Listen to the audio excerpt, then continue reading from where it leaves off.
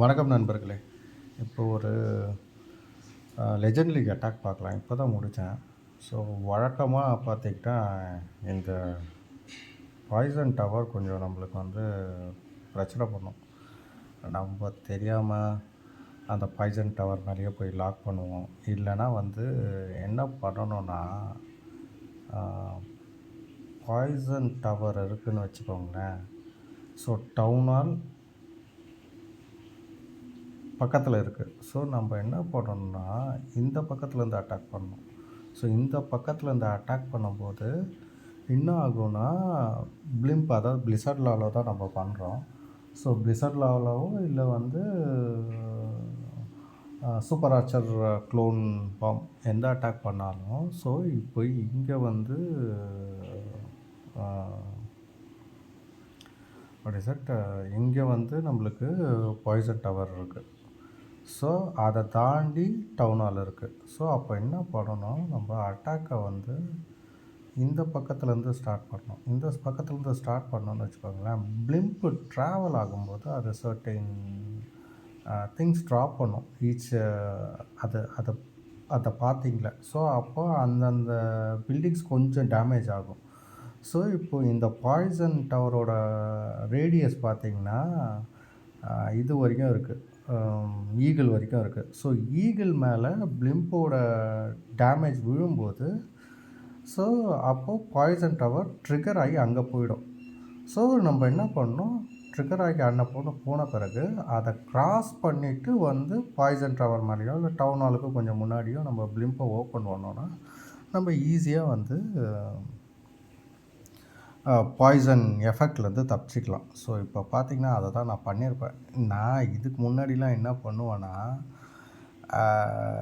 இந்த சைடில் ஏதாவது வந்து வேறு பக்கத்துலேருந்து அட்டாக் ஸ்டார்ட் பண்ணுவேன். இந்த பக்கத்துலேருந்து ஸ்டார்ட் பண்ணுவேன், இல்லைன்னா வந்து இந்த பக்கத்துலேருந்து ஸ்டார்ட் பண்ணுவேன். ஸோ ஏதாவது பண்ணும்போது என்ன ஆகும், ஸோ பாய்சன் டவர் ரேடியஸ் பாருங்களேன். இப்போ நான் வந்து இந்த பக்கத்துலேருந்து இந்த ஸ்கேட்டர் ஷாட்லேருந்து ஸ்டார்ட் பண்ணேன்னு வச்சுக்கோங்களேன். லைக் என்ன சொல்கிறது, 3 o'clock ஸ்கேட்டர் ஷாட்லேருந்து ஸ்டார்ட் பண்ணோன்னா பாய்சன் டவர் கரெக்டாக நம்ம பிளிம்பை ட்ராப் பண்ணும்போது அதுக்கு மேலேயே வந்து பாய்சன் ட்ராப் ஆகும். ஆர் இந்த சைட்லேருந்து 9 o'clockலேருந்து ஸ்டார்ட் பண்ணி இந்த ஸ்கேட்டர் ஷாட் மேலே ட்ராப் பண்ணோன்னா அகெயின் பாய்சன் டவர் ரேடியஸில் தான் இருக்குது. அங்கே வந்து பாய்சன் ட்ரிகர் ஆகி உங்களோட விசார்டோ சூப்பர் விசார்டோ சூப்பர் ஆர்ச்சரோ ஈஸியாக செத்து போயிடும். ஸோ நம்ம எப்போவுமே வந்து அதை தாண்டி, அதாவது பிளிம்பை முன்னாடியே வந்து சம் டிஃபென்ஸை டேமேஜ் பண்ண வச்சு அதுக்கு அங்கே வந்து அந்த பாய்சனை வந்து த்ரோ பண்ண வச்சுட்டு அதை தாண்டி வந்து நம்ம பிளிம்பை ஓப்பன் பண்ணோம். ஸோ அதை தான் பண்ணியிருப்பேன். ஸோ நான் பண்ண தவறை வந்து நீங்கள் பண்ணாதீங்க. நான் நிறைய வாட்டி வெறுத்துருக்கேன் அந்த மாதிரி பண்ணி. ஸோ இப்போ அதை கற்றுக்கிட்டேன். ஸோ பார்த்திங்கன்னா இங்கேருந்து ஸ்டார்ட் பண்ணியிருப்பேன். ஸோ நம்மளுக்கு லக்கிலி வந்து 2 ஏர் ஸ்வைப்பரும் டிஸ்டர்ப் பண்ணல. So loons, warden, blimp, so warden ability. So பார்த்திங்கன்னா இங்கே தான் பார்த்திங்களா. ஸோ பாய்சன் வந்து இங்கே போய் ட்ரிகர் ஆகிடுச்சு. ஸோ நான் ஈகிள் ஹைலைட் பண்ணியிருக்கேன் பார்த்திங்களா, அங்கே போய் ட்ரிகர் ஆகிடுச்சு. ஸோ இப்போ அதை தாண்டி வந்து நான் சேஃபாக பிளிம்பை ட்ராப் பண்ணிட்டு, ஸோ ஆஸ் யூஷுவல் ஸோ பிளிம்போட வேல்யூ நல்லாவே இருந்தது. ஸோ ஆனால் இந்த அட்டாக்ஸ் 3 ஸ்டார் பண்ண முடியல. காரணம் வந்து மல்டி இன்ஃபர்னோ. ஸோ மல்டி இன்ஃபர்னோவை இன்னும் நான் ஃபுல்லாக டேக்கிள் பண்ண கற்றுக்கிட்டு இருந்தேன்னா 3 ஸ்டாராக இருந்திருக்கும். ஸோ பார்த்திங்கன்னா அதுக்கப்புறம் ஹீரோஸ் என்ட்ரி இந்த சைடு, ஸோ தட் நம்ம இந்த இன்ஃபர்னோவை தூக்கிடலான்னு பிளான் பண்ணியிருந்தேன். ஆனால் பார்த்திங்கன்னா தூக்கிட்டேன். ஸோ தூக்கலன்னு சொல்ல, ஆனால் கிங் ஒரு சைடு போயிட்டார், குவீன் ஒரு சைடு போயிட்டார். ஸோ அதை தான் ஃபனலிங் ட்ரூப்ஸ் நிறைய இல்லைங்க, மேபி அதனால் கூட இருக்கலாம். அதனால தான். ஸோ கிங் பார்த்திங்கன்னா இந்த சைடு என்டையர்லி. ஸோ வெறும் குவீன் மட்டும் தான் இந்த பக்கம் வந்தாங்க. குவீன் பக்கம் தான் இந்த சைடு வந்து தான்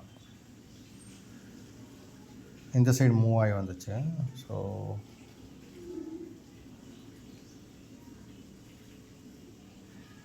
ஸோ கொஞ்சம் கிங்கை சமாளிக்கிறதுக்கு. ஸோ தட் வந்து பக்கத்துலேயே வார்டன் இருக்குது. ஸோ கிங்குக்கிட்டே ஹெல்த்தை விட்டுட்டோன்னு வச்சுக்கோங்க, அப்புறம் வார்டன் கிட்ட போனால் வார்டன் இன்னும் டேமேஜ் பண்ணிடுவார். ஸோ அட்லீஸ்ட் அதனால தான் அங்கே freeze and head hunter use பண்ணேன். இங்கே கொஞ்சம் கிடச்சிருந்தா கூட நம்ம இந்த தூக்கிருக்கலாம்னு நினைக்கிறாங்க, ஆனால் தூக்கலை. சரி, ஓகே. இந்த சைடு பார்த்திங்கன்னா அட்டாக்கை ஸ்டார்ட் பண்ணிட்டோம். ஸோ கொஞ்சம் கொஞ்சமாக டிஃபென்சஸ் எல்லாம் கிளியர் பண்ணிவிட்டு இதை ஈஸியாக தூக்கிட்டோங்க. இந்த மல்டி இன்ஃபர்னோ பிரச்சனை இல்லை. ஸோ இந்த மல்டி இன்ஃபர்னோ தான் கொஞ்சம் ஆர்சியும் நம்மளை டேமேஜ் பண்ணிடுச்சு.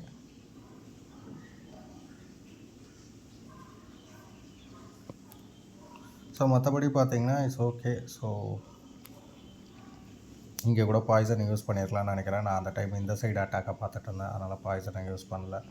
இல்லைனா வந்து குயின் கொஞ்சம் ஹெல்த்தியாகவே இருந்திருக்கும். Anyway time fail.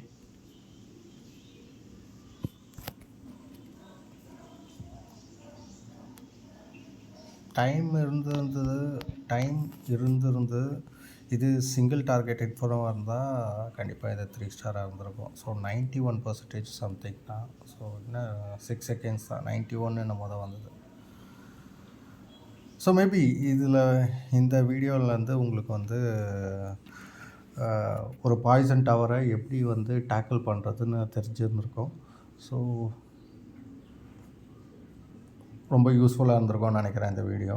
So video பிடிச்சிருந்தா லைக் பண்ணுங்கள், ஷேர் பண்ணுங்கள், சப்ஸ்கிரைப் பண்ணுங்கள். வீடியோ இது வரைக்கும் பொறுமையாக பார்த்ததுக்கு மிக்க நன்றிங்க.